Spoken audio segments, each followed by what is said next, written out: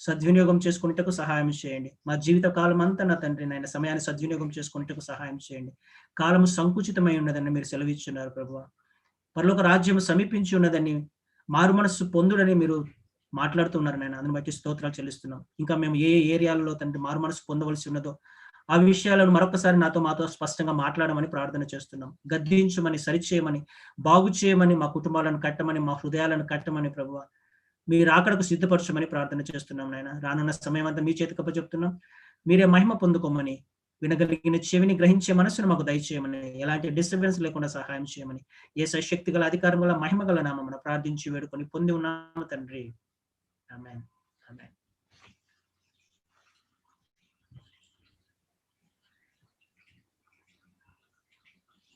Praise the lord. నా మాట వినిపిస్తుందా అండి? క్లియర్గా ఉందా నా వాయిస్? వినిపించిన వాళ్ళు ఒకసారి చేయి చూపించండి. Praise the Lord. యెషయా గ్రంథం 2వ అధ్యాయం 2-3 వచనాలు చదువుకుందాం. యెషయా గ్రంథం 2వ అధ్యాయం 2-3 వచనాలు. అంచె దినములలో పర్వతముల పైన యెహోవా మందిర పర్వతము పర్వత శిఖరమున స్థిరపరచబడి కొండల కంటే ఎత్తుగా ఎత్తబడును. ప్రవాహము వచ్చినట్టు సమస్త అన్యజనులు దానిలోనికి వచ్చుదరు.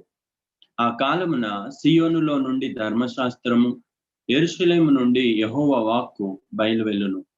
జనములు గుంపులు గుంపులుగా వచ్చి యాకోబు దేవుని మందిరమునకు, యెహోవా పర్వతమునకు మనము వెళ్ళుదము రండి. ఆయన తన మార్గముల విషయమై మనకు బోధించును. మనము ఆయన త్రోవలలో నడుతము అని చెప్పుకొందురు. ఆమేన్. ఆమేన్. అంచె దినములలో ఏం జరుగుతుందంటండి? యెహోవా పర్వతం అన్ని పర్వతముల కంటే ఉన్నతంగా హెచ్చించబడుతుంది. అంటే సంఘము సర్వలోకంలో ఉన్న అన్ని ఎస్టాబ్లిష్మెంట్స్ కంటే, అన్ని ఇన్స్టిట్యూషన్స్ కంటే ఉన్నతంగా హెచ్చించబడుతుంది. అప్పుడట అనేక జనములు, గుంపులు, సర్వలోకంలో ఉన్న అనేక దేశముల ప్రజలు పరుగెత్తి సంఘంలోనికి వస్తారు. వాళ్ళు వస్తూ ఏమనుకుంటారంటే, యాకోబు దేవుని మందిరమునకు, యెహోవా పర్వతమునకు మనము వెళ్ళుదాం రండి. ఆయన తన మార్గముల విషయమై మనకు బోధించుచు మనము ఆయన త్రోవలలో నడుతము అని చెప్పుకుందురు. దేవునికి మహిమ కలుగును గాక. నిశ్చయంగా మనం ఈ చివరి రోజుల్లో ఉన్నాం. ఈ ప్రవచన నెరవేర్పుకు అత్యంత దగ్గరలో ఉన్నాం. ఇది యెషయా రాస్తున్న ప్రవచనం ఇది. కానీ ఈ వాక్యము ఒకసారి జ్ఞాపకం చేసుకుంటే మొదటిగా ఈ మాట మాట్లాడింది ఎవరితోనయ్యా అంటే, ఇటువంటి మాట మాట్లాడింది అంటే మొదటిగా మన తండ్రి అయిన అబ్రహాం. థ్యాంక్ గాడ్ ఇందాక పాస్టర్ గారు కూడా అబ్రహాం గారితో అది రావాలనుకుంటా ఉన్నాను, ఎక్స్పెక్ట్ చేస్తా ఉన్నా, అబ్రహాం గారితో ఎండ్ చేశారు. చెప్తున్న కొద్ది మాట కూడా మనందరము కూడా అబ్రహాము సంతానం. అవునండి, మనందరినీ దేవుని వాక్యం చెప్తుంది మనందరం అబ్రహాం సంతానం అని చెప్పబడతాము. కానీ అబ్రహాం సంతానం లేకపోతే విశ్వాసులకు తండ్రి అని అబ్రహాంకి ఎందుకు ఆ పేరు వచ్చింది? అంతకు ముందు చూస్తే నీతిమంతుడైన నోవా ఉన్నాడు, మెతుసెలా ఉన్నాడు, దేవునితో 300 సంవత్సరాలు నడిచిన ఈనోకు ఉన్నారు, ఆదాము ఉన్నాడు, దేవుని నామం పిలిచిన వాళ్ళు ఉన్నారు. కానీ వీరందరిలో కూడా నీతిమంతుడైన ఏబేలు ఉన్నాడు. వీరందరూ ఉన్నప్పటికీ అంతకు ముందు అబ్రహాముకు మాత్రం మనం సంతానము. ఈ రోజు కూడా ఎవరైనా ఒక వ్యక్తి కొత్తగా ప్రభువుని నమ్ముకుంటే మనం ఫస్ట్ అనే మాట ఏంటంటే, నువ్వు కూడా అబ్రహాం సంతానమే. అబ్రహాము, ఇస్సాకు, యాకోబు దేవుడు మన దేవుడు అని మళ్ళీ మళ్ళీ పలుకుతా ఉంటాం. నూతన నిబంధనలో అబ్రహాము అనే పదము 70 సార్లు రాయబడింది. 70 సార్లు. I you not surprised?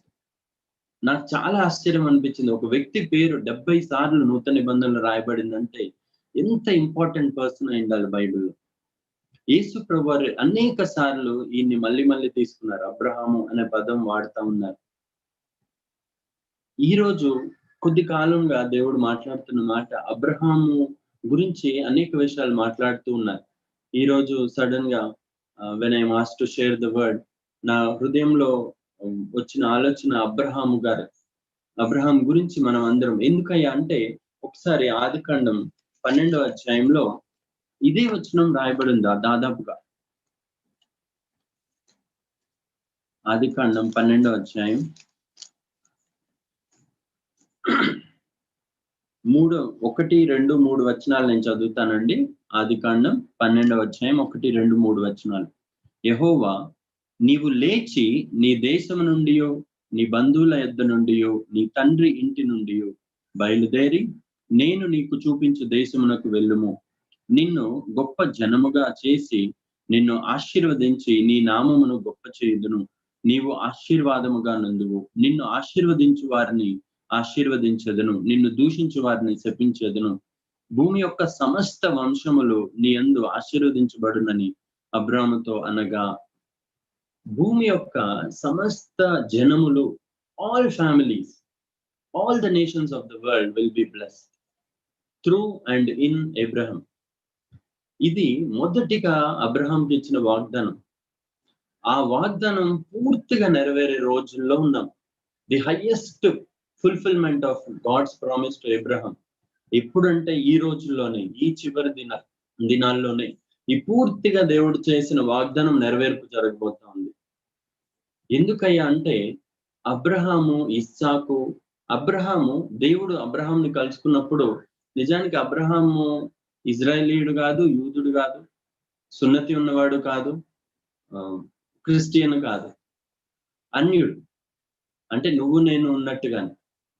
ఎప్పుడైతే అదే అధ్యాయంలో అబ్రహాంతో దేవుడి మాట మాట్లాడాడో, వెంటనే 4వ వచనం, వెంటనే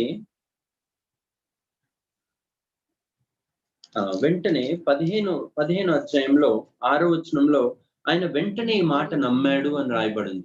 నమ్మకంతో ఆయన నమ్మగానే ఏం రాయబడిందండి ఆయన గురించి? 15వ అధ్యాయం 6వ వచనంలో నేను చదువుతాను. అతడు యెహోవాను నమ్మెను, ఆయన అది అతనికి నీతిగా ఎంచెను. The first reason we are the sons of Abraham సంతానం అని పిలువబడే కారణం ఏంటంటే, మనం విశ్వసించగానే మనం నీతిమంతులుగా ఎంచబడ్డాం. అబ్రహాం కూడా విశ్వసించగానే ఆయన నీతిమంతుడిగా ఎంచబడ్డాడు. విశ్వాసం ద్వారా జరిగిన విషయం ఇది. విశ్వాసం ద్వారా అబ్రహాంకి మొదటిగా దేవుడిచ్చినది ఏంటంటే ఒక వాగ్దానం. మనలో ఎంతమందికి ఉన్నాయండి వాగ్దానాలు?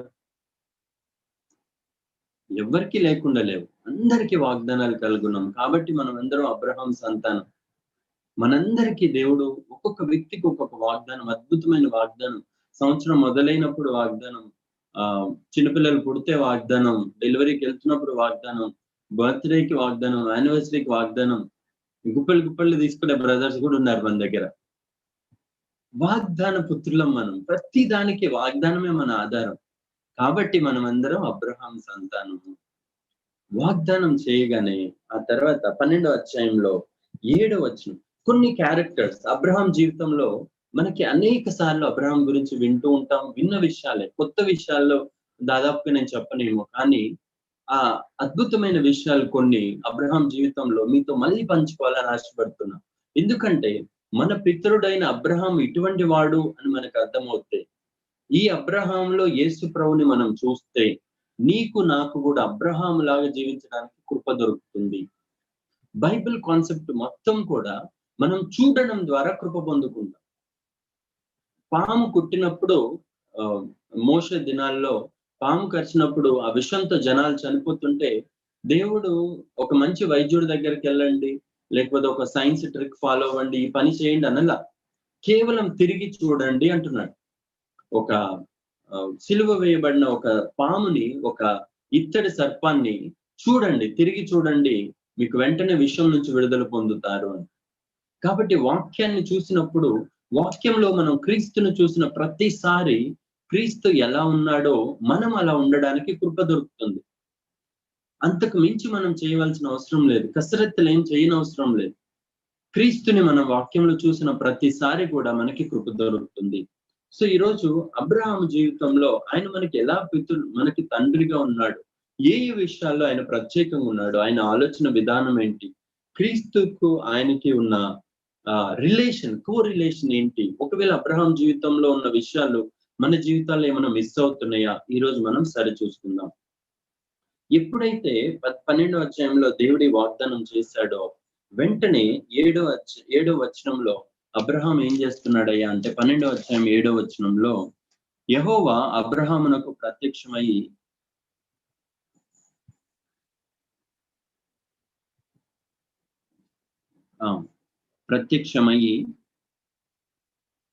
నీ సంతానమునకు ఈ దేశం ఇచ్చేదనని చెప్పగా అతడు తనకు ప్రత్యక్షమైన యెహోవాకు ఒక బలిపీఠమును కట్టెను. ఏం చేశాడండి? బలిపీఠం కట్టాడు. ద ఫస్ట్ క్యారెక్టర్ అబ్రహాం గురించి రాయబడిన మాట ఏంటంటే బలిపీఠం కట్టడం. అబ్రహాము దేనికి స్పెషల్ అని అంటే సింగరేణి బొగ్గులకి స్పెషల్, లేకపోతే హైదరాబాద్ బిర్యానీకి స్పెషల్ అన్నట్టు అబ్రహాం దేనికి స్పెషల్ అంటే ఆల్టర్ బిల్డింగ్ కి స్పెషల్. వెంటనే ఆయన బలిపీఠం కట్టేస్తాడు. And what is special about Abraham అంటే ఆయన బలిపీఠము పర్సనల్ బలిపీఠం అండి. మనం అందరం గ్రూప్ గా ప్రార్థన చేస్తాం, చాలా సంతోషం, వెరీ గుడ్. కానీ దానితో పాటు ఈవెన్ మోర్ ఇంపార్టెంట్ ఏంటంటే పర్సనల్ గా దేవునితో మనం స్పెండ్ చేసే టైం, పర్సనల్ గా దేవునికి కట్టే బలిపీఠం. మన కాన్ఫిడెన్స్ అంతా కూడా అబ్రహాముకి అనేక క్యారెక్టర్స్ పరిశుద్ధాత్మ దేవుడు రాస్తే ఫస్ట్ క్యారెక్టర్ అబ్రహాం నుంచి మనం తెలుసుకోవాలని రాసిన మాట ఏంటంటే ఆయనతో మాట్లాడిన దేవునికి అబ్రహాము బలిపీఠాన్ని కట్టాడంట. Now think about your personal altar. నీకు ఒక ప్లేస్ ఉందా? నీకు ఒక ప్రార్థించడానికి ఒక ప్లేస్ ఉందా ఇంట్లో? నువ్వు వెళ్ళి అక్కడే కనబడతావా? పర్సనల్ గా నువ్వు ఎంత సమయం గడుపుతున్నావు దేవునితో? సంఘంతో మనం గడుపుతాం, పొద్దున గ్రూప్ ప్రేయర్ లో గడపగలుగుతాం, లేకపోతే during the time of prayer sessions గడపగలుగుతాం, సండే గడుపుతాం. కానీ నీ పర్సనల్ దేవునితో, నీ పర్సనల్ ఆల్టర్ నుంచే నీ కాన్ఫిడెన్స్ వస్తుంది, నీ ధైర్యం అంతా అదే. త్రూ అవుట్ పాస్టర్ పీటర్ ఎప్పుడు చెప్తారు ఈ మాట, ఆదికాండం 26:20. ఒక్క నిమిషం అండి.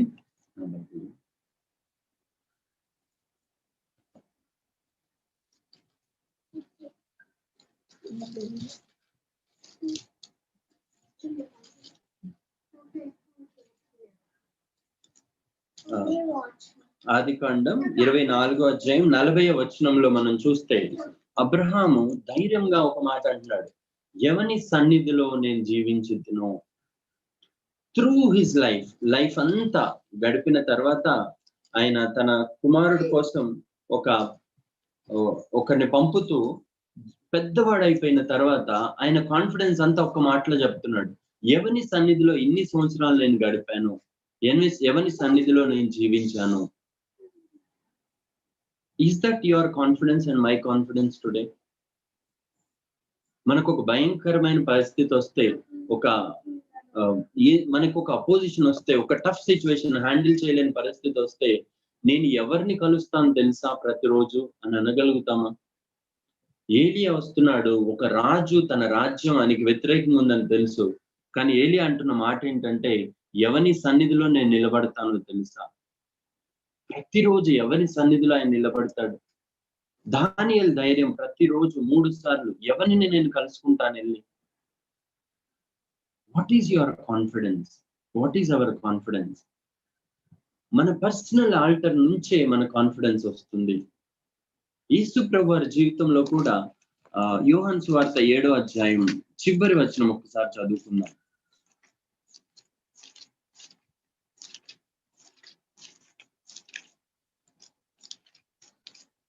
యోహాను సువార్త 7వ అధ్యాయం చివరి వచనం. అంతటా ఎవరి ఇంటికి వారు వెళ్ళిరి. అయితే 8వ అధ్యాయం 1వ వచనంలో యేసు ఒలీవల కొండకు వెళ్ళాడు.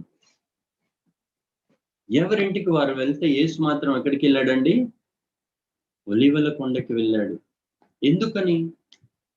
యేసు ప్రభు వారి డే కాన్ఫిడెన్స్ అంతా ముందు రోజు రాత్రి తండ్రితో నిలబడిన సమయమే, తండ్రితో గడిపిన సమయమే, దేవునితో మనం గడిపిన ఆ సమయమే. అందుకని భగత్ సింగ్ గారిని ఆయన ఆయన జీవితంలో చూస్తే ఆయనకు ఒక చిన్న రూమ్ ఉంది. 6x8 6x8 ఫీట్ ఉంటదేమో అది. అక్కడి నుంచి ఆయన ప్రపంచాన్ని కదిలించాడు ఆయన. ఆయన ప్రార్థన చేసి చేసి ఆ ప్రదేశంలో గుంటలు పడ్డాయట. ఆ ప్లేస్ పేరు హెర్మోన్ అని పిలుస్తారు. హెబ్రోన్ లో ఆ చిన్న రూమ్ పేరు హెర్మోన్ అని అంటారు. ఎంత కాన్ఫిడెంట్ మ్యాన్ అండి ఆయన. సీఎం వచ్చి మాట్లాడినా కానీ ఆయన he doesn't fear any situation. ఎన్ని అద్భుతాలని చూశాడు ఆయన జీవితంలో, ఎన్ని పరిస్థితుల నుంచి ఆయన సునాయాసంగా రాగలిగాడంటే కారణం ఏంటంటే ఆయనకు ఆ గదిలో వచ్చే కాన్ఫిడెన్సే. నీవు ప్రార్థన చేయనప్పుడు నీ గదిలోనికి వెళ్ళి నీ తలుపు వేసుకొని పరలోకమందు రహస్యంగా చూచు నీ తండ్రితో నువ్వు మాట్లాడు. చాలా సార్లు సాతాను మోసం చేసేది ఏంటంటే ఈ పర్సనల్ ఆల్టర్ లేకుండా మిగతా విషయాలన్నిట్లో మనం యాక్టివ్ ఉన్నప్పుడు ఈ విషయంలో మనం అనేక సార్లు ఫెయిల్ అవుతాం, కానీ మనకి రీజన్ అర్థం అవ్వదు. కానీ అబ్రహాం విశ్వాసులకు తండ్రి ఎలా అయ్యాడంటే మొదటిగా ఆయనకి ఒక పర్సనల్ ఆల్టర్ ఉంది. చివరిగా పండిత రామాబాయి అనే ఒక గొప్ప దైవజనరాలు ఉన్నారు. ఆమె పండిత రామాబాయి మిషన్ అని. ఆమె టోటల్ మిషన్ లో స్టార్టింగ్ ముందు ఎంట్రన్స్ లో ఒక చిన్న గది ఉంటదట. ఆ గదిలోనే ఉంది అంట ఆమె జీవించినంత కాలం. ఆమె ఎప్పుడు ప్రార్థనలో ఉండేదంట. ఈ రోజుకి కూడా ఆ టాప్ హైట్ లో నల్లగా ఒక కమిలిపోయినట్టుగా, లేకపోతే ఒక మసి, లేకపోతే మాడిపోయినట్టుగా తన ఇంటి పైన ఒక ప్రదేశం ఉంటదట.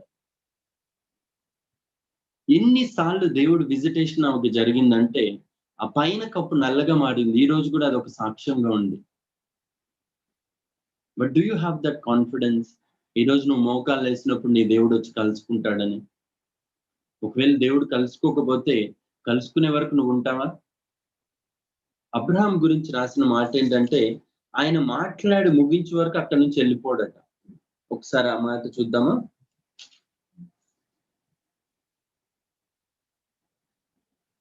17:22 వచనం. ఆదికాండం 17:22 వచనం.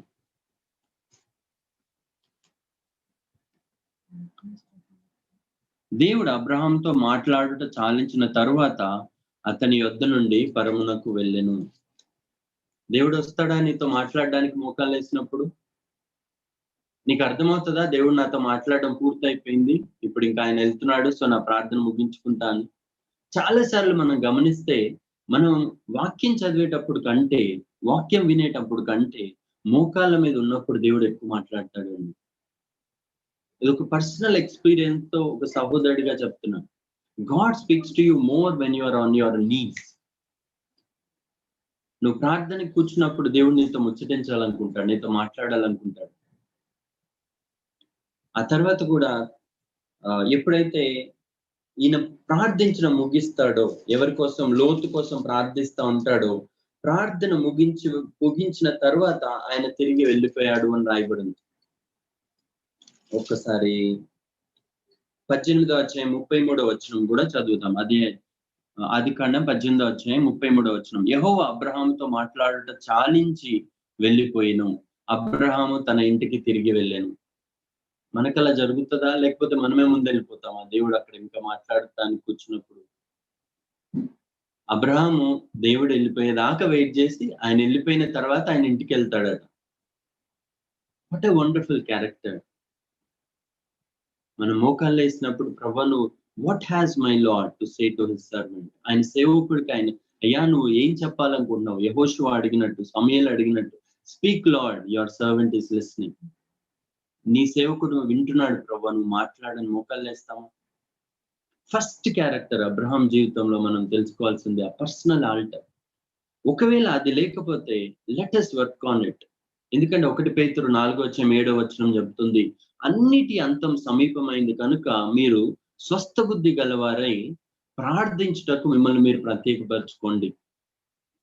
మెసేజ్ చెప్పుటకు ప్రత్యేకపరచుకోండి అనట్లేదు, సువార్త చేయటకు ప్రత్యేకపరచుకోండి అనట్లేదు, పరిచర్య చేయటకు ప్రత్యేకపరచుకోండి అనట్లేదు, వంటలు చేయడానికి ప్రత్యేకపరచుకోండి అనట్లేదు. కానీ ది హైయెస్ట్ కాలింగ్ ఈ సమయంలో చివరి రోజులు వచ్చేసాయి కాబట్టి the most profitable thing that you can ever do is to pray.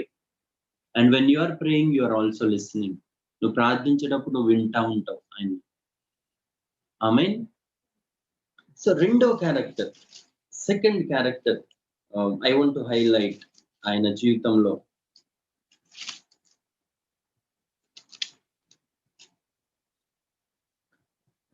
ఆదికాండం 13వ అధ్యాయం 7వ వచనం. ఆదికాండం 13వ అధ్యాయం 7వ వచనం నుంచి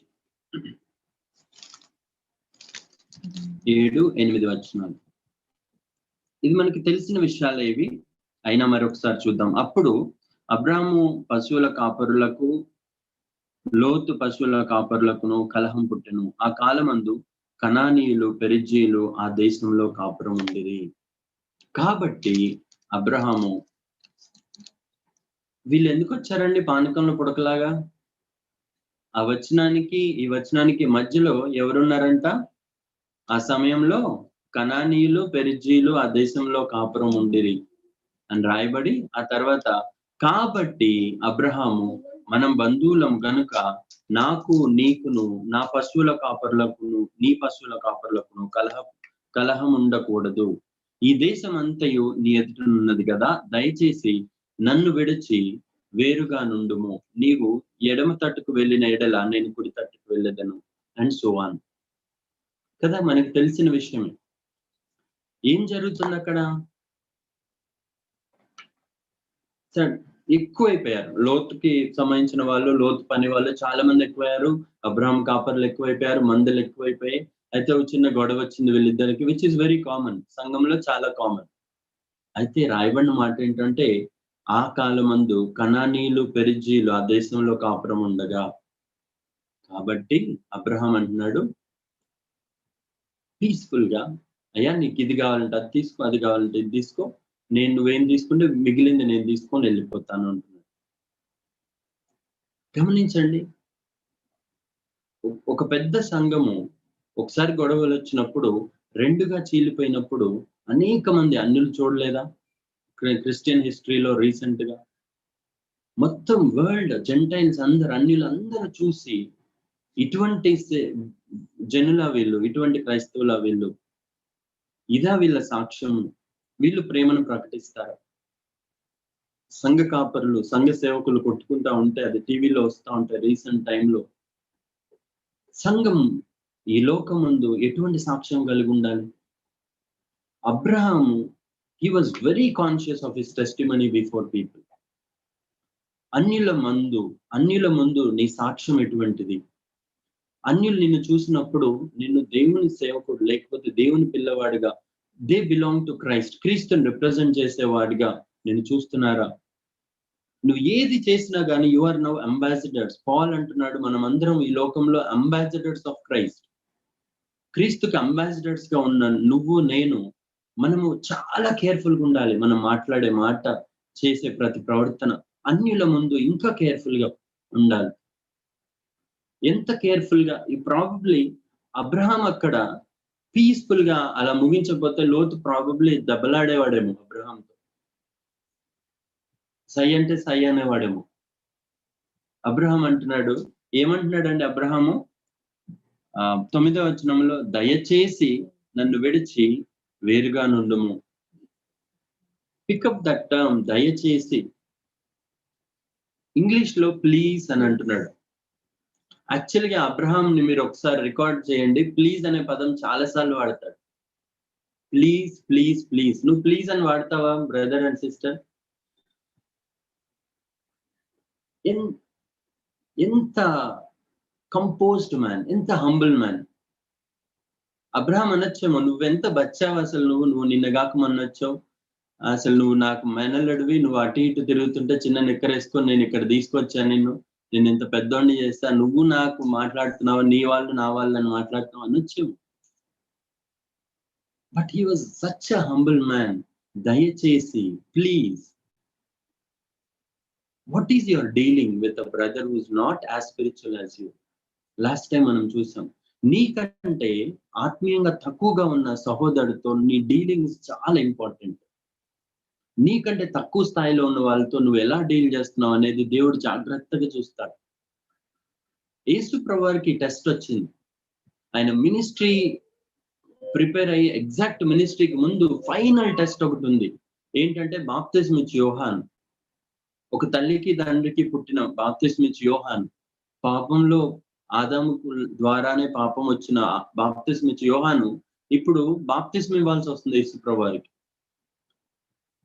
యేసు ప్రభువారు అక్కడ లైన్ లో పాపులతో పాటు నిలబడ్డాడు. ఆ ఫైనల్ టెస్ట్ ని దేవుడు చూస్తా ఉన్నాడు. ఇప్పుడు యేసు ప్రభు ఎలా బిహేవ్ చేస్తాడని. అయితే బాప్తిస్మ ఇచ్చే యోహాను, అయ్యా నేనే నీ దగ్గర పొందుకోవాలి బాప్తిసం, నీకు నేను ఎట్లా ఇస్తానయ్యా అంటే యేసు ప్రభువారు అంటున్నారు, నీతి నిమిత్తం ఇది ఇలా జరగని అనంగానే దేవుడు అంటున్నాడు, ఈయన నా ప్రియ కుమారుడు, ఈయనందు నేను ఆనందిస్తున్నాను. నీకంటే ఆత్మీయంగా తక్కువ ఉన్న సహోదరుడు గాని సహోదరి గాని నీకు పెద్ద లెక్చర్ ఇస్తున్నారు అనుకోండి, మీరు ఎలా బిహేవ్ చేస్తారు? అసలు నువ్వు చిన్నప్పుడే నాకు ఈ విషయాలన్నీ తెలుసు, నువ్వు మళ్ళీ నాకు చెప్తున్నావా అని అంటారేమో, అంటామేమో. కానీ కొంతమంది సేవకులను చూశాను, వారికి అన్ని విషయాలు తెలిసినా గానీ తెలియదు అనుకొని చెప్తున్న వాళ్ళది జాగ్రత్తగా హంబుల్ గా వింటా ఉంటారు. What N amazing quality that is. దేవుడు జాగ్రత్తగా గమనిస్తాడు. నీకంటే ఆత్మీయంగా తక్కువగా ఉన్న వాళ్ళతో, లేకపోతే ఏ విషయంలో అయినా తక్కువగా ఉన్న వాళ్ళతో, సబార్డినేట్స్ తో నీ ప్రతి ప్రవర్తన ఆయన జాగ్రత్తగా చూసి then he will approve you. ఈయన యందు నేను ఆనందిస్తున్నాను అని. అబ్రహాం, లోతు చూసారా? లోతు అబ్రహాం అంటున్నాడు, అయ్యా నువ్వు నీకు కావాల్సింది నువ్వు తీసుకో, మిగతాది నేను తీసుకుంటా అంటున్నాడు. ఫస్ట్ ప్రిఫరెన్స్ తీసుకోవట్లే. He chose to be the second person in a choice. Do you leave a choice to your brother and sister? ఒకవేళ చాయిస్ తీసుకోవాల్సి వస్తే ఏది మిగిలిందో అది తీసుకోవడం నీకు అలవాట? మిగిలిన దాన్ని తీసుకోవడం అలవాటు చేసుకోవాలి. సొలొమోన్ దగ్గరికి ఒక స్త్రీ వస్తుంది. ఇద్దరు స్త్రీలు వచ్చి ఒక బిడ్డను తీసుకొచ్చి నా బిడ్డ అన్నప్పుడు సొలొమోన్ ఏమన్నాడండి? తీర్పిచ్చింది, ఒక కత్తి తీసుకురండి, 2 ముక్కలు చేద్దాం, ఆ చెరొక ముక్క ఇస్తాను అంటే ఆ నిజమైన తల్లి, అయ్యా వద్దు, నాకొద్దు, బాబుని ఆమెనే తీసుకొని అంటుంది.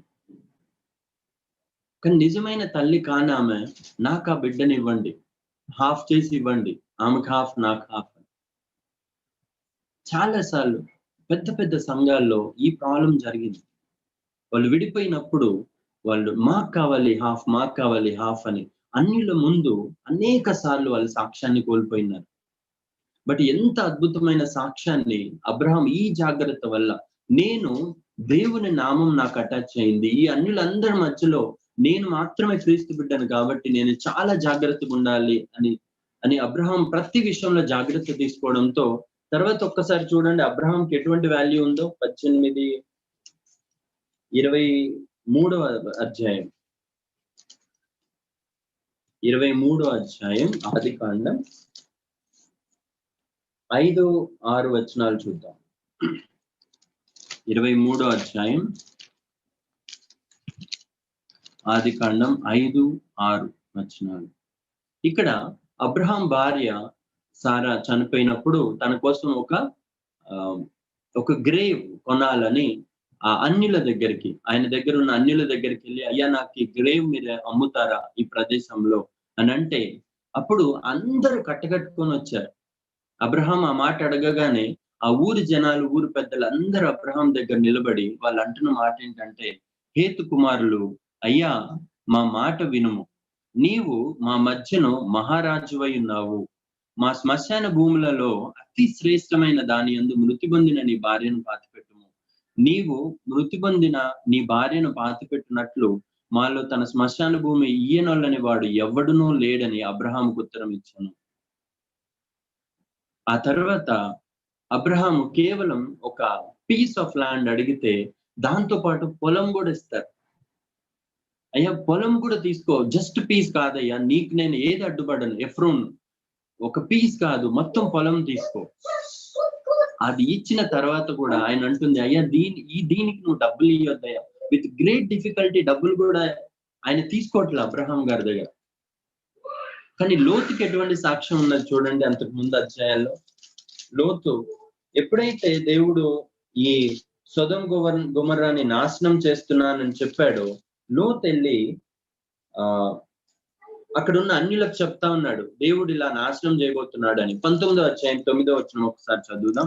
ఆదికాండం 19వ అధ్యాయం 9వ వచనం. ఈ మనుషులు నా ఇంటి నీడకు వచ్చి ఉన్నారు గనుక వారిని మీరేమి చేయకూడదని చెప్పినప్పుడు వారు నీవు అవతలికి పొమ్మనిరి. మరియు వారు వీడెవడో మనలోనికి పరదేశిగా వచ్చి తీర్పరిగా నుండ చూచుచున్నాడు. ఎటువంటి సాక్ష్యం ఉందండి లోతుకి అన్యుల మధ్యలో? Do they give him any value? వెళ్ళి గవిని యొద్ద కూర్చున్నప్పటికీ లోతుతో అన్నాడు, వీడెవడో ఎక్కడి నుంచో వచ్చాడు, వీడు మాకు చెప్తున్నాడు. అండ్ ఆయన వెళ్ళి తీర్పు రాబోతుంది లోకం మీద కంటే తన అల్లుళ్ళు నవ్వుతా ఉన్నారు, నువ్వు చెప్పొచ్చావా మాకు అని. మన సాక్ష్యం అన్యుల మధ్యలో. Abraham, he was very careful and very gentle and very humble. And తనకంటే తక్కువ ఆత్మీయంగా ఉన్న వ్యక్తితో తను డీల్ చేసే విధానము. అండ్ ఆ తర్వాత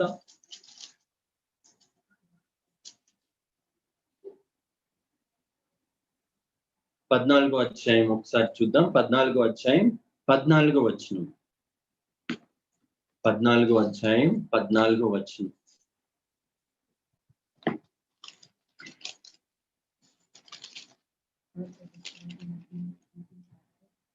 అబ్రాము తన తమ్ముడు చెరపట్టబడినని విని తన ఇంట పుట్టి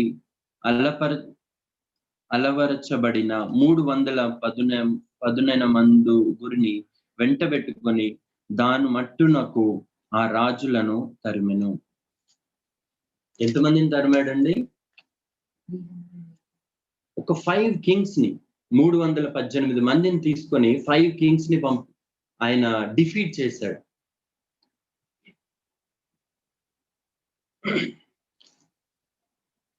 When Abraham heard that his relative had been taken captive,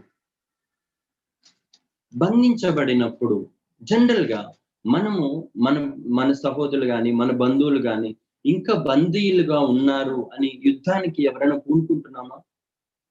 ఒక చిన్న గ్రూప్ తో, ఒక సంఘంతో.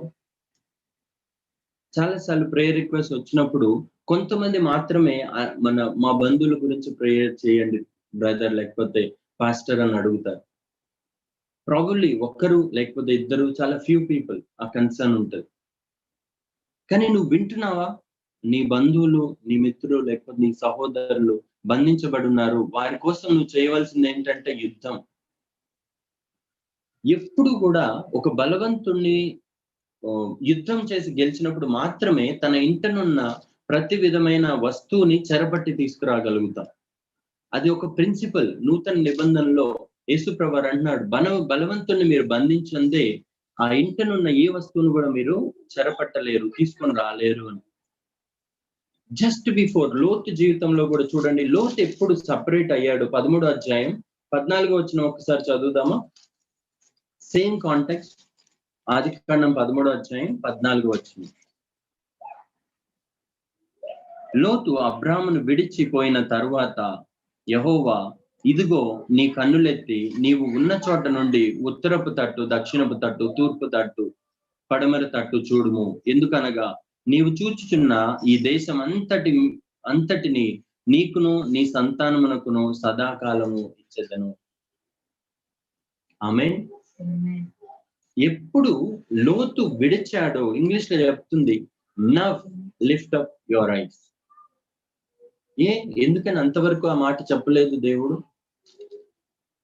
లోతు ఉన్నంత వరకు దేవుడు ఆ మాట చెప్పలేదు. అంతకు ముందు అధ్యాయంలో 12వ అధ్యాయం మనం ఇంతకు ముందు చాలాసార్లు విన్న మాటే. 11వ అధ్యాయం చివరి వచనంలో తేరా అబ్రహాం తీసుకొని వెళ్తా ఉన్నాడు ఎక్కడికి పడితే అక్కడికి. కానీ యాక్ట్స్ ఆఫ్ ది అపోస్టల్స్ లో మనం అర్థం చేసుకోగలుగుతాం, అబ్రహాంని దేవుడు అన్నాడు, నువ్వు నీ తండ్రి ఇంటిని విడచిరా అని అన్నప్పుడు తండ్రిని తీసుకొని నడుస్తా ఉన్నాడు. కానీ దేవుడు టిల్ తేరా వాస్ డెడ్, దేవుడు వెయిట్ చేస్తా ఉన్నాడు. ఎప్పుడు కూడా మన జీవితంలో ఒకవేళ ప్రోగ్రెస్ లేదు అని మనకు అనిపిస్తుందా? ఒక సిచ్యువేషన్ మన జీవితంలో మారట్లేదు, ఇదే పరిస్థితిలో నేను ఎక్కువ కాలం ఉన్నాను, ఈ పరిస్థితి మారట్లేదు, ఏ విధంగా రిలీజ్ వచ్చేటట్లు లేదు అని నీకు అనిపిస్తే, ఇది ఒక one of the important areas. ఏంటంటే a man or a woman of influence నీ మీద ఉండొచ్చు. A person who's influencing you, నీ జీవితంలోంచి నీ తొలగిపోయే వరకు నీ జీవితంలో ఒక మార్పు జరగదు, ఒక డిఫరెన్స్ రాదు, ఒక చేంజ్ రాదు. ఎప్పుడైతే తేరా చనిపోయాడో, వాక్యం చెప్తుంది 12వ అధ్యాయం 1వ వచనంలో, now the lord said to Abraham, అప్పుడు దేవుడు మాట్లాడాడండి. అంతవరకు దేవుని మాటను బ్లాక్ చేస్తుంది ఎవరు? అబ్రహాం తండ్రి. ఆ తర్వాత లోతుతో పాటు, లోతును కూడా దేవుడని చెప్పలేదు తీసుకొని రమ్మని, కానీ లోతు ఉండడంతో దేవుడు ఒక మాట మాట్లాడని ఎదురు చూస్తా ఉన్నాడు, కానీ అది జరగటలేదు. ఎప్పుడైతే లోతు సపరేట్ అయ్యాడో, ఇప్పుడు నీ కన్నులెత్తు అంటున్నాడు. అప్పటి వరకు రాబోయే ఆశీర్వాదాన్ని ఆపుతుంది ఎవరు? లోతు. నిర్గమకాండం 22వ అధ్యాయం 23, 24 వచనాలు చదువుదామండి. నిర్గమకాండం 2వ అధ్యాయం 23, 24 వచనాలు. అలాగున అనేక దినములు జరిగిన మీదట ఐగుప్తు రాజు చనిపోయెను. ఇజ్రాయేలీలు తాము చేయుచున్న వెట్టి పనులను బట్టి నిట్టూర్పులు విడుచుచు మొరపెట్టుచుండగా, తమ వెట్టి పనులను బట్టి వారు పెట్టిన మొర దేవుని యొద్దకు చేరెను.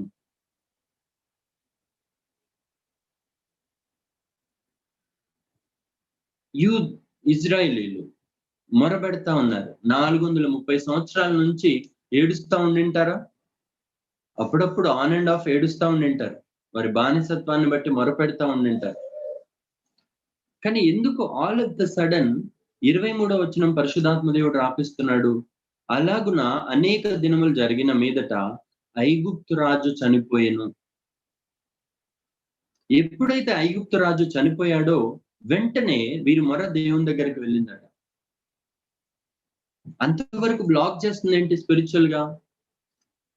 there is a man of influence on your life, on my life maybe. And మన జీవితంలో ఏమి ఇన్ఫ్లుయెన్స్ చేస్తుంది దేవునికి? మన ప్రార్థన వెళ్ళకుండా, లేకపోతే దేవుని నుంచి మనకి రావాల్సిన ఆశీర్వాదం రాకుండా, ఆ బ్లాకేజ్ మనం గమనించాలి. ఆదికాండం 32వ అధ్యాయం ఒక్కసారి చూద్దాం. ఆదికాండం 35వ అధ్యాయం 9వ వచనం. ఆదికాండం 35వ అధ్యాయం 9వ వచనం.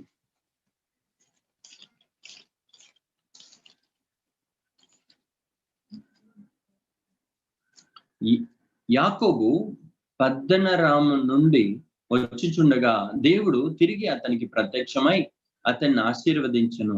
అప్పుడు దేవుడు అతనితో, నీ పేరు యాకోబు, ఇక మీదట నీ పేరు యాకోబు అనబడదు, నీ పేరు ఇజ్రాయేలు అని చెప్పి అతనికి ఇజ్రాయేలు అని పేరు పెట్టెను. ఈ మాట దేవుడు ఇంతకు ముందు చెప్పలేదా? జస్ట్ ఫ్యూ చాప్టర్స్ ముందు చెప్పలేదా 32వ అధ్యాయంలో? కానీ మళ్ళీ సడన్ గా దేవుడు ఈ మాట అంటున్నాడు.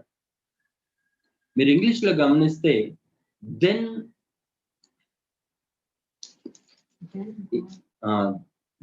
God appeared to Jacob again when he came from Paddanaram. అప్పుడు యాకోబుకి దేవుడు మళ్ళీ ప్రత్యక్షమయ్యాడంట. ఎందుకయ్యా అంటే, ముందు వచనం ఒకసారి చదువుదామా? 8వ వచనం ఒకసారి చదవండి. ఆదికాండం 35వ అధ్యాయం 8వ వచనం. రిబ్కా దాది అయిన దెబోరా చనిపోయి బేతేలునకు దిగువనున్న సింధూర వృక్షం క్రింద పాతి పెట్టబడెను. దానికి అల్లోను బాకూత్ అని పేరు పెట్టబడెను. ఎందుకు సడన్ గా ఈమె చనిపోయిందని రాపిస్తున్నాడు దేవుడు? ఎవరీమె? యాక్చువల్ గా అంతకు ముందు చూస్తే 24వ అధ్యాయం 59వ వచనంలో ఈమె దాది అంటే నర్స్ అండి. ఈమె డెబోరా నర్స్, రెబెకా నర్స్. ఈమె లాబాన్ సమయం నుంచి రెబెకాతో పాటు వచ్చింది. మరి వస్తున్నప్పుడు కొన్ని విగ్రహాలు అవి ఇవి తెచ్చుకుందేమో. మొత్తానికి వచ్చింది రెబకాతో పాటు వచ్చింది. ఆమె పద్ధతులు గమనిస్తా ఉందేమో, జీవిస్తా ఉందేమో. రాహేలు కూడా కొన్ని విషయాలు నేర్పిస్తా ఉంది. దేవుడు ఎప్పుడైతే నువ్వు తిరిగి వచ్చి బేతేల్లో నువ్వు నాకు బలిపీఠం కట్టు అని 35 అధ్యాయం మొదట్లో మాట్లాడాడో, వెంటనే యాకోబు అంటున్నాడు, అక్కడ మొదటి నుంచి నేను చదువుతాను, 35 అధ్యాయం మొదటి నుంచి. దేవుడు యాకోబుతో, నీవు లేచి బేతేలు నాకు వెళ్ళి అక్కడ నివసించి నీ సహోదరుడైన ఏసావు ఎదుట నుండి నీవు పారిపోయినప్పుడు నీ కనబడిన దేవునికి అక్కడ బలిపీఠం కట్టమని చెప్పగా, యాకోబు తన ఇంటి వారితోనూ తన యొద్దనున్న వారందరితోనూ మీ యొద్దనున్న అన్య దేవతలను పారవేసి మిమ్మును మీరు శుద్ధిపరచుకొని మీ వస్త్రములను మార్చుకొనుడి, మనము లేచి బేతేలునకు వెళ్ళుదాము. Put off your foreign things. ఏ విషయాలు, అన్య విషయాలు, ఏ విషయాలైతే నిన్ను మళ్ళీ మళ్ళీ పాపంలో పడేస్తా ఉన్నాయో, ఏ విషయాల వల్ల నువ్వు దేవునితో ఫ్రీగా నడవలేకపోతున్నావో, వాటన్నిటిని నీ నుంచి పారవేసే, దూరపరచు.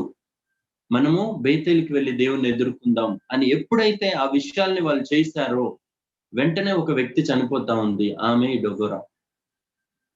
ఆమె చనిపోగానే దేవుని నుంచి ఒక స్వరం వస్తుంది, యాకోబు, నువ్వు యాకోబు, but you will be called Israel. I believe she was a women of influence upon him. ఆ క్యాంప్ మీద తన ఇన్ఫ్లుయెన్స్ ఉండింది. యెషయా గ్రంథం 6వ అధ్యాయం మొదటి వచనం చూద్దాం.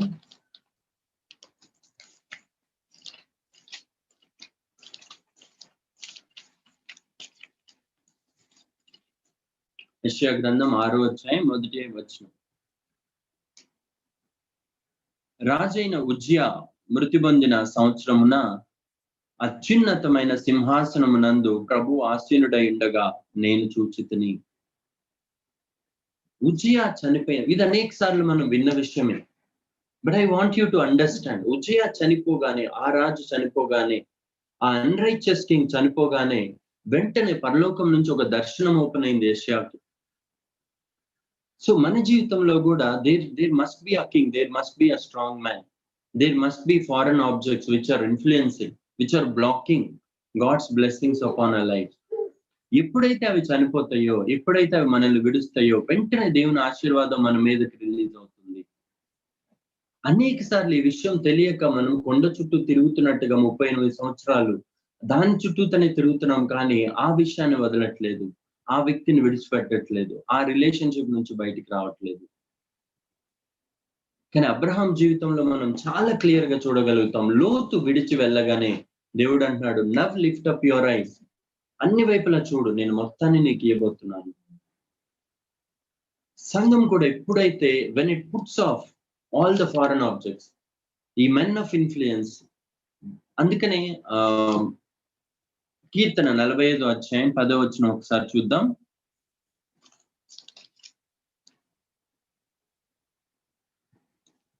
కీర్తన 40 అధ్యాయం 10వ వచనం. కుమారి ఆలకించుము, ఆలోచించి చెవియొగ్గుము, నీ స్వజనమును నీ తండ్రి ఇంటిని మరువుము. ఈ రాజు నీ ప్రభువు, అతడు నీ సౌందర్యమును కోరినవాడు, అతనికి నమస్కరించుము. తూరు కుమార్తె నైవేద్యము తీసుకొని వచ్చును, జనులలో ఐశ్వర్యవంతులు నీ దయను వెదుకుదురు. అంతఃపురములో నుండి రాజకుమార్తె కేవలము మహిమ గలది, ఆమె వస్త్రము బంగారు బుట్టా పని చేసినది, విచిత్రమైన పని గల వస్త్రములను ధరించుకొని రాజునొద్దకు ఆమె తీసుకొని రాబడుచున్నది. Leave, then you will have a blessing upon yourself. There are things that are blocking God's blessings upon you. ఎప్పుడైతే ఆ వ్యక్తి చనిపోతాడో, మనం మత్తయి సువార్తలో కూడా 2వ అధ్యాయంలో చూడగలం, ఇజ్రాయెల్ రాజు ఎప్పుడైతే చనిపోతాడో, దెన్ యేసు ప్రభు వారిని ఏ ప్లేస్ కి రావాలనుకున్నాడు ఆ ప్లేస్ కి వస్తా ఉన్నాడు. ఆ రాజు బతుకున్నంత వరకు అక్కడికి యేసు ప్రభు వారు ఎంట్రీ కుదరలేదు. It was God's will. ఆ వ్యక్తి చనిపోవాలి. నాబాలు చనిపోయే వరకు దావీదు వెయిట్ చేస్తా ఉన్నాడు.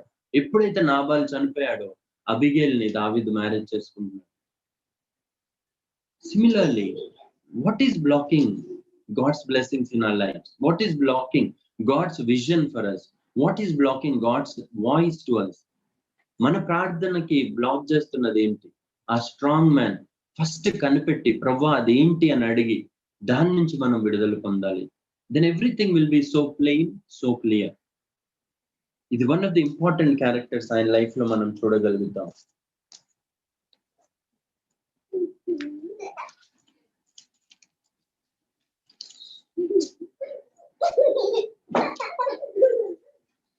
ఆ తర్వాత 18వ అధ్యాయానికి వద్దామండి. ఆదికాండం 18వ అధ్యాయం.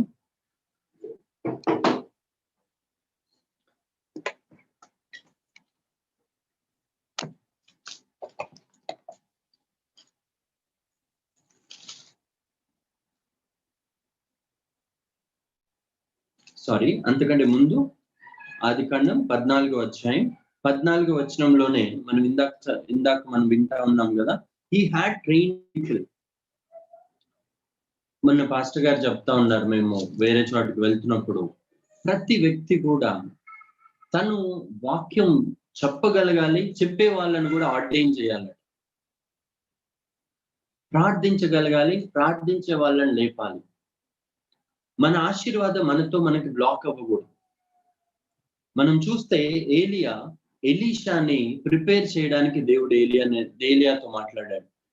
మోషే మొత్తం చేసిన తర్వాత ద గ్రేటెస్ట్ అచీవ్మెంట్ మోషే చేసింది ఏంటంటే యెహోషువను లేపడం.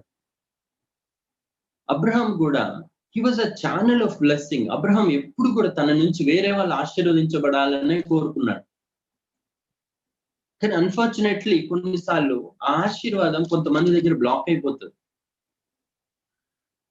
అబ్రహాము తను మాత్రమే కాదు 318 మందిని ట్రైన్ చేస్తున్నాడు. సో ఒక అవసరం రాగా చూడండి 318 అని ఎందుకు నెంబర్ ఇస్తున్నాడు? కొంతమంది అని రాయొచ్చుగా.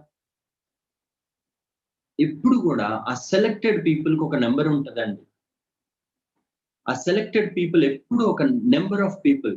మన నెహెమయా, ఎజ్రాలో తిరిగి వచ్చిన వాళ్ళందరికీ నెంబర్స్ ఉన్నాయి, ఇంతమంది వచ్చారు తిరిగి అని.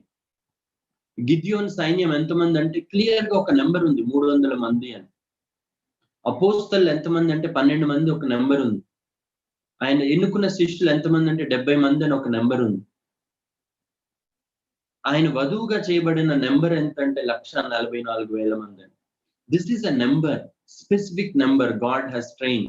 అండ్ ఆయన వారి చేతులకు యుద్ధాన్ని, వేలకు పోరాటాన్ని నేర్పించే దేవుడు. వారు యుద్ధాలు చేసేవారు. So Abraham had these people in his own home.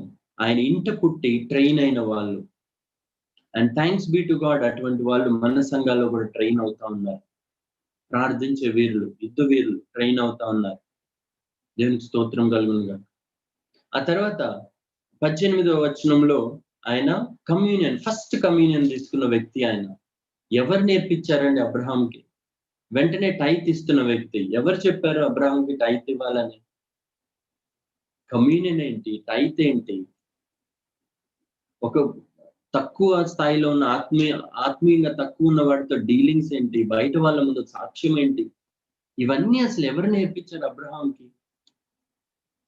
ఎవరు నేర్పించారయ్యా అంటే చూడండి, దేవుడు తర్వాత అబ్రహాం గురించి మాట్లాడుతున్న మాట ఏంటి? ఆదికాండం 26వ అధ్యాయంలో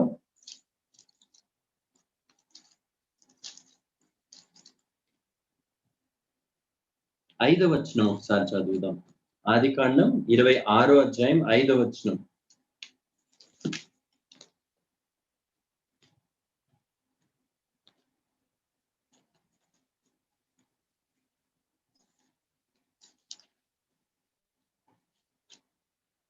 ఏలయనగా అబ్రహాము నా మాట విని నేను విధించిన దాని, నా ఆజ్ఞలను, నా కట్టడలను, నా నియమములను గైకొననని చెప్పెను. నా ఆజ్ఞలు, నా కట్టడలు, నా నియమములు. ఇంగ్లీష్ లో చూస్తే మై లాస్. అసలు ఆ కట్టడలు ఎక్కడిచ్చాడు దేవుడు? ఆయన ఆజ్ఞలు ఎక్కడిచ్చాడు? అది ఎప్పుడు కొన్ని వందల సంవత్సరాల తర్వాత, 400 సంవత్సరాల తర్వాత మోషే వచ్చిన తర్వాత ఆయన కొండ మీద ఇచ్చిన కట్టడలు, ఆజ్ఞలు, నియమాలన్నీ అబ్రహాం ఇవ్వక ముందే నెరవేర్చాడండి. నీవు నేను కూడా ఏ విధంగా ఆయన ఆజ్ఞలు, కట్టడలు తెలియకుండానే విధేయత చూపిస్తామంటే ఇదే విధంగా అందుకనే నీకు నాకు అబ్రహాం సంతానం అని పేరు వచ్చిందండి. కారణం ఏంటంటే దేవుడు అంటున్నాడు, నేను వీరితో ఒక నూతన నిబంధన చేస్తున్నాను. ఆ నూతన నిబంధన ఎంత అద్భుతమైన విషయం అంటే హెబ్రీయులకు రాసిన పత్రిక 8వ అధ్యాయం, హెబ్రీయులకు రాసిన పత్రిక 8వ అధ్యాయం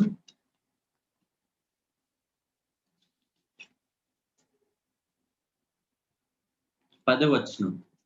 ఆ దినములైన తరువాత ఇజ్రాయేలు ఇంటి వారితో నేను చేయబో నిబంధన ఏదనగా, వారి మనస్సులో నా ధర్మ విధులను ఉంచుదను, వారి హృదయముల మీద వాటిని రాయుదును, నేను వారికి దేవుడినయుందును, వారు నాకు ప్రజలయుందురు. వారిలో ఎవడును ప్రభువును తెలుసుకొనుటని తన పట్టణస్థునకైనను తన సహోదరునికైనను ఉపదేశం చేయడు. వారిలో చిన్నలు మొదలుకొని పెద్దల వరకు అందరును నన్ను తెలుసుకొందురు. ఆమేన్. పరిశుద్ధాత్మ ద్వారా మన హృదయాల మీద ఆయన ధర్మ విధులను రాస్తున్నాడు. We are all the children of Abraham not because we read and know, but because we know in our hearts. మన హృదయాల మీద, మన మనస్సుల మీద ఆయన తన ధర్మ విధులు పరిశుద్ధాత్మ ద్వారా రాస్తున్నాడు. కాబట్టి మనం అబ్రహాం సంతానం. By nature we will obey. వేరెవరితో చాలా తక్కువ మందితో ఈ నిబంధన ఉంటే, అబ్రహాముతో ఉన్న నిబంధన తర్వాత మనతో కూడా దేవుడు నిబంధన చేస్తాడు. అదొక నూతన నిబంధన. ప్రతిసారి మనం రొట్టె విరిచి ద్రాక్షరసం తీసుకున్నప్పుడు మనం పలికే మాట నూతన నిబంధన అయిన ఈ రక్తము. Because we are the people of the covenant and we need to know the greatness of being in the covenant of God. ఆ కవెనెంట్ లో మనం ఉండడం ద్వారా మనకి వీఆర్ ప్రివిలేజ్డ్ పీపుల్. అందుకని మీరు గమనించండి, ఎప్పుడైతే ఫిలిస్తీయుడు గొలియాత్ వచ్చి అనేక మాటలు మాట్లాడుతున్నప్పుడు దావీదు కోపం వచ్చింది. దావీదు అంటున్న మాట ఏంటి?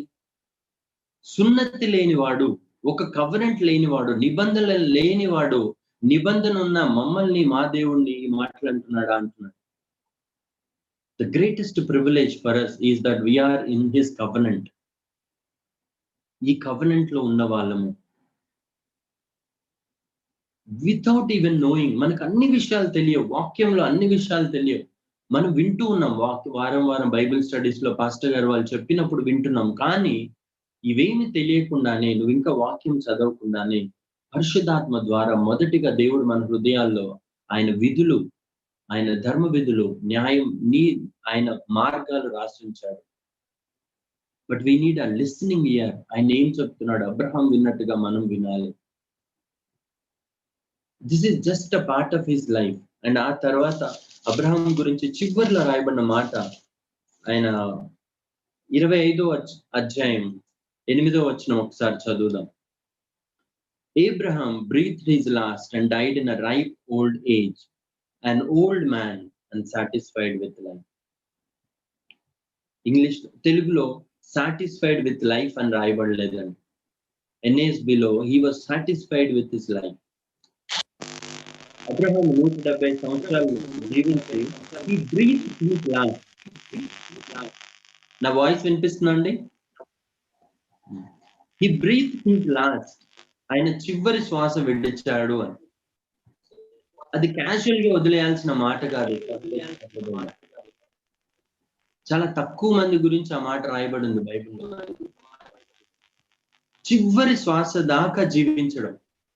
దేవుడు మన కొరకు తన పుస్తక పుటమిలో రాసి ఇంతకాలం బ్రతుకుతామని, ఇన్ని పనులు చేస్తామని, ఇది సంపూర్ణంగా నెరవేరుస్తామని, ఈ రోజున మనం చనిపోతామని ఒకటి ఆయన రికార్డులో రాస్తే చివరి దాకా జీవించి ఈ లోకాన్ని విడిచి తండ్రి సన్నిధికి వెళ్ళాడు. ఆ తర్వాత ఇస్సాకు గురించి రాయబడింది, యాకోబు గురించి ఆ మాట రాయబడింది, యేసు ప్రభువారి గురించి శిలువ మీద ఆ మాట రాయబడింది. పౌలు అంటున్నాడు, నాకు వెళ్ళిపోయే సమయం వచ్చింది, కానీ మీకోసం నేను ఇంకా ఉంటున్నాను, కొంచెం ఆప్షన్ తీసుకోను. కొంతమంది రిటైర్ అయినా కూడా మళ్ళీ ఆఫీస్కి వస్తారు చూడండి, వాళ్ళు చాలా క్యాలిబర్ ఉండి ఇంటెలిజెన్స్ ఉంటే మళ్ళీ ఆఫీస్ వరకు వెళ్తారు, కొద్ది రోజులు మీ సర్వీసెస్ కావాలని. పౌలు కూడా అట్లా అంటున్నాడు, నాకు నా పనంతా అయిపోయింది, I'm very well satisfied on this earth with my life, and చివరి శ్వాస విడిచే సమయం వచ్చింది, కానీ నేను ఇంకా ఉంటున్నా మీకోసం అంటున్నాను. ఇర్మియా 29:11 వచనంలో అన్ఎక్స్‌పెక్టెడ్ ఎండ్ గురించి రాయబడి ఉంది. కొంతమంది హఠాత్తుగా మరణిస్తారు. యేసుప్రభు వారు హఠాత్తుగా మరణించడం కాదు. 33 సంవత్సరాలకి ఆయన చనిపోయినప్పటికీ ఆయన చివరి శ్వాస విడిచాడు. That is the call upon his life. Those were the number of days determined for Jesus Christ. And Abraham గురించి రాయబడిన మాట, he was well satisfied with his life. Are you satisfied with your life today? To be that man, to be that woman, to be that daughter, to be that wife and husband. ఆ contentment లేకపోతే, అబ్రహాంకున్న ఆ well satisfaction లేకపోతే, we need to realize something is wrong. నేను ఇప్పుడు చెప్పింది probably ఒక 30% of the life of Abraham, but there are more. జీవిత కాలం అంతా ఆయన అబ్రహాము సాటిస్ఫైడ్ లైఫ్ జీవించి తండ్రి దగ్గరికి వెళ్ళాడు. అండ్ అందుకనే టోటల్ నిబంధన ప్రజలందరినీ ఆయన అబ్రహాం సంతానం అని పిలుస్తున్నాడు. అండ్ అబ్రహాంకి ఇచ్చిన వాగ్దానం నెరవేరే రోజులేవి. And if the church is careful, యెషయా గ్రంథం 2వ అధ్యాయం 2-3 వచనాలు నెరవేర్పు రోజులు.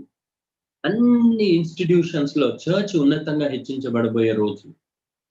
జనములందరూ పదండి యాకోబు మందిరానికి వెళ్దాం, సంఘానికి వెళ్దాం, ఎల్ఎస్డిసికి వెళ్దాం, లిటిల్ ఫ్లాక్ కి వెళ్దాం, రకరకాల చర్చెస్ కి వెళ్దాం, అక్కడ మనం దేవుని మాటలు విందాం. మనకి ఇంకెక్కడ హోప్ లేదని గుంపులుగా తండాలు బాటనీ సార్ ఎప్పుడు చెప్తా ఉంటారు. ఆ గ్రూప్ సార్ ఇప్పుడు అనేక మంది జనములు, అనేక దేశాలు దేవుని వైపు మళ్ళీ సమయం ఇదే. లెట్ us అండర్స్టాండ్, దేవుడు మనతో చేసిన నిబంధన, మన వాగ్దానం నెరవేరే రోజులు. Let us fix our eyes on Jesus Christ. ఏ విషయాలు అబ్రహాం విడిచాడో దేవుడు చాలా క్లియర్ గా ఒక్కొక్క విషయాన్ని రాపించుకుంటూ వచ్చారు. I want to also personally ask you, personal గా యూ వర్క్ ఆన్ దిస్. ఒక మాట ఉంటది, ఒక చిన్న కథ. ఒక పిట్ట మంచిగా చక్కగా పాడుతూ ఉంటదట ఎప్పుడు పొలాల్లో. మంచిగా పాడుతూ ఉంటది, చాలా అందంగా ఉంటది, అనేకమైన దాని ఫెదర్స్, ఈకలతో. అయితే ఒకసారి చెట్టు మీద కూర్చొని ఉంటే ఒక ఆయన అక్కడ నడుచుకుంటూ కొన్ని పురుగుల్ని ఒక డబ్బాలో వేసుకొని వెళ్తా ఉన్నాడండి. వెళ్తూ ఉంటే ఆ పిట్ట ఆయన ఆపి, అయ్యా ఎక్కడికి వెళ్తున్నావు నువ్వు అంటే, ఇక్కడ మార్కెట్ లో ఈ పురుగులన్నీ అమ్మేసి ఒక ఈకను కొనుక్కుందామని వెళ్తున్నాను, మంచి అందమైన ఈకని అని అంటే, ఆ పిట్టందంట, అంత కష్టం ఎందుకు పడతావు నువ్వు, నా ఈక ఒకటి పీకిస్తాను, నేను కూడా అటు ఇటు తిరిగి నేను ఎత్తుకోక్కర్లేదు పురుగులు, ఆ పురుగుల డబ్బా నాకు ఇచ్చేయి, నా ఈక ఒకటి పీక్కు అందంట. సరే అని ఒక ఈక పీక్కున్నాడు. మళ్ళీ రెండో రోజు ఆయన అట్లనే ఒకరు పురుగులు వేసుకొని వస్తుంటే మళ్ళీ ఆపిందంట. మళ్ళీ ఎక్కడికి వెళ్తున్నావు అంటే, అందుకేనయ్యా అంటే, సరే ఇంకో ఈక పీక్కో, నాకు కూడా నిన్న చాలా ఫ్రీగా ఉంది, నేను పని చేయని అవసరం లేదు, పురుగులు ఎత్తుకొని అవసరం లేదు అన్నాడు. అలా రోజుకి ఒక ఈక పీకించుకుంటుంటే 1 నెల 2 నెలలు అయిన తర్వాత దానికి ఈకలే లేవంట. వీక్ అయిపోయింది, పాడడానికి శక్తి లేదు, అలానే చనిపోయిందంట. చాలా సార్లు అనిపిస్తది, సంఘంగా మనం అనేక వాక్యాలు వింటా ఉంటాం. జస్ట్ యూట్యూబ్ ఆన్ చేస్తే చాలు, అసలు ఎత్తుకోకర్ల పురుగుల కోసం, వాక్యం కోసం వెతుక్కొని అవసరం లేదు, చాలా ఫ్రీగా ఈజీగా వచ్చేస్తుంది. బట్ మనం మాత్రం బలహీన పడిపోతాము. మనము మోకాళ్ళేసి వాక్యం తెరిచి అబ్రహాం విన్నట్టుగా పర్సనల్ ఆల్టర్ కట్టుకొని, ప్రభువా నువ్వు ఫినిష్ చేసేదాకా నేను ఇక్కడి నుంచి వెళ్ళానయ్యా, నువ్వు ఏం చెప్పాలనుకున్నావో పూర్తిగా చెప్పేదాకా నేను ఇక్కడి నుంచి, ఫస్ట్ వెళ్ళేది మాత్రం నువ్వే ప్రభువా, నేను మాత్రం కాదు అని ముందుకేసి కూర్చోకపోతే మనం కూడా బలహీనం అయిపోతాము. ప్రభువుని ఎరిగిన వాళ్ళు వారు అనేక అద్భుత కార్యాలు చేస్తారంట. దానియేలు గ్రంథంలో రాయబడింది. And that knowing is knowing him personally. నువ్వు ఎగురుతూ, ఆకాశంలో ఎగురుతూ అనేక చెట్ల దగ్గర ఆగి, అనేక కొమ్మల మీద ఆగి వెతికి తినే ఆహారం అది. నువ్వు నీ కన్నులతో వాక్యంలో వెతికి అర్థం చేసుకున్న క్రీస్తు జీవితం అది నీకు తోడుగా వస్తుంది. అది నీ పర్సనల్ నాలెడ్జ్ అవుతుంది. ఇది అబ్రహాంలో మనం చూడగలుగుతాం. Abraham knew the lord so closely. అందుకే ఆయన స్నేహితుడు దేవునికి. మనం ఈ స్నేహాన్ని పెంచుకోవాలి. వేరొకరి ద్వారా వచ్చేది స్నేహం కాదు, పర్సనల్ గా వచ్చేదే స్నేహం. So seek, I would recommend, I would suggest, Abraham జీవితాన్ని మళ్ళీ చదవండి. ఎందుకు దేవుడు చెప్తాడు ఈ చివరి రోజుల్లో. ఎందుకంటే అబ్రహాం మొదట మనకి తండ్రి అయి ఉన్నాడు, సజీవంగా ఉన్న తండ్రి. మనం ఎల్లప్పుడు కూడా ఫస్ట్ కౌగిలించుకోవాల్సింది ఆయనే. అక్కడ కోవిడ్ కూడా ఏం లేదు, కౌగిలించుకునేది ఆయన్నే. ఈ ఈ లాజరస్ వెళ్ళి ఫస్ట్ కౌగిలించుకుంది అబ్రహాంనే అట. What a man of faith he is. కాబట్టి let us fix our eyes on Christ Jesus our lord. దేవుడి వాక్యాన్ని దీవించును గాక. ప్రార్థన చేసుకొని ముగించుకుందాం.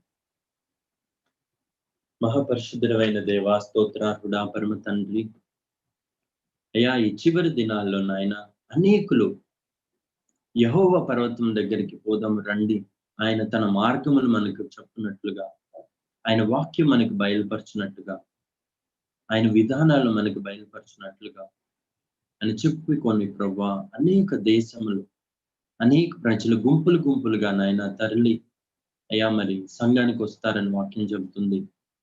అయ్యా మేము కూడా నాయన అబ్రహాం సంతానం వలె ఆ నిబంధన కలిగిన వారముగా నూతన నిబంధనలో మీ పరిశుద్ధాత్మ ద్వారా మా హృదయాల్లో ఈ కట్టడలు, ఈ ఆజ్ఞలు అయ్యా మరి రాయబడిన వారముగా నాయన మేము జీవించటకు మా కృపను దయచేయండి. మేము నడవలసిన మార్గం తప్ప మిగతా మార్గాలన్నీ మూసి ఉంచండి ప్రభా. మేము వాక్యం ధ్యానం చేసినప్పుడు అనేక విషయాలు మీరు మాతో ముచ్చటించమని, మీరు మాట్లాడి ముగించి వెళ్ళే వరకు మేము మిమ్మల్ని విడవకుండా మీ సన్నిధిలో గడిపే కృపను మాకు దయచేయమని, అబ్రహాం జీవించినట్టుగా ప్రభా మీ సన్నిధిలో మేము జీవించటకు మాకు సహాయాన్ని దయచేయమని, ఈ విత్తబడిన ఈ వాక్యం మా హృదయంలో నిలిచి నూరింతలుగా ఫలించలాగున సహాయం చేయమని, మీకే మహిమ ఘనత ప్రభావములు చెల్లిస్తూ యేసు నామంలో ప్రార్థిస్తున్నాం తండ్రి. ఆమేన్.